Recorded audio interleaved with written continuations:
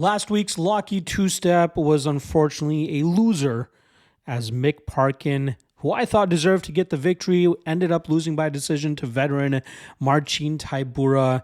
Even though Alexia Thainara hit the other leg of the Locky two-step and Colin Loughran hit the Locky Trinity leg, it was Mick Parkin who eventually ended up suffering his first professional loss and fumbling the bag for us. Very surprising to me, who was very confident in that spot. So have to take an L there.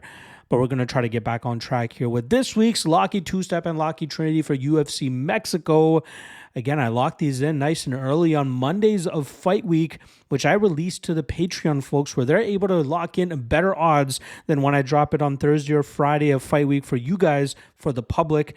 Usually I drop it on Fridays now when I do have a regional show that I'm covering for the Legacy Warriors podcast. I like giving that its own day on Thursday and then dropping a double header of my Locky two-step and prop drop on Friday. So I might do that moving forward, but regardless, when you guys get it on Friday, more often than not, odds will not be as good as when I locked it in earlier in the week. So if you're trying to get the better odds, the best way to do so is to check out the MMA LOTN Patreon page. Link for that is in the description below. And you'll see with this week's parlays, it definitely would have had an impact had you tailed them a little bit earlier. So let's get right into it. First leg up, or the first step up in the Locky two-step, is going to be Christian Rodriguez, who comes in against Melquizael Costa.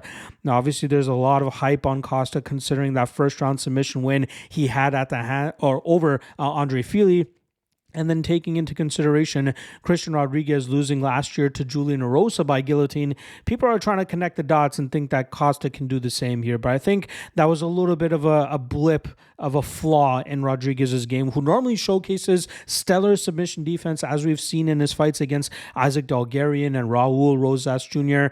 He is a very solid scrambler, very solid grappler, and a great all-around fighter. And I think his significant striking advantage here will allow him to stop the takedowns of Costa, stop the grappling advances, and eventually forced him to strike with Rodriguez, and that will allow Rodriguez to either get the TKO finish or win this fight on the scorecards by landing more damage and applying the pressure that we know he can. So he's going to be the first step in the Locky two-step. The second step is going to be Raul Rosas Jr. as he goes up against Vince Morales, who was great on the regional scene when he went on a 5-fight winning streak after initially getting cut from the UFC.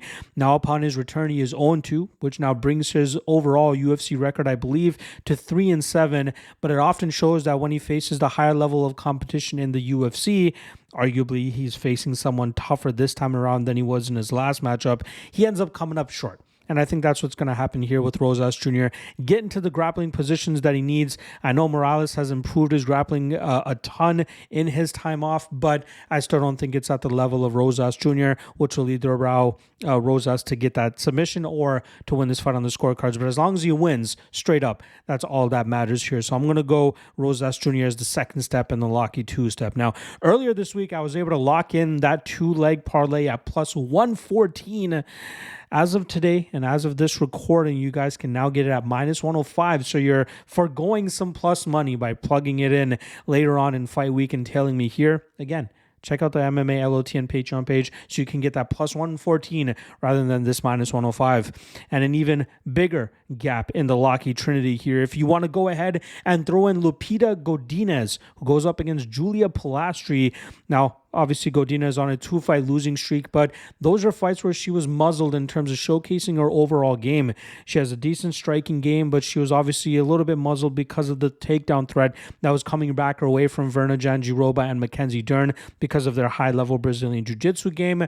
And then obviously the wrestling. Godinez did not want to take those fights to the ground for the aforementioned reasons, but she has no issue taking this fight to the ground against Pilastri, mixing in her striking behind it, where I feel she can be very competitive against Pilastri, but it's really going to be the takedowns and top control of Godinez, which will allow her to grind out this fight and win it on the scorecards. But most importantly, helping us cash our Locky Trinity, which I was able to lock in at plus 212 on Monday, and now you guys are going to have to settle for plus 171. So roughly about what is that, 30, 40 points shorter than the number that I was able to lock in. So again, MMA LOTN Patreon page, link in the description below. Let's cast this goddamn parlay for you guys.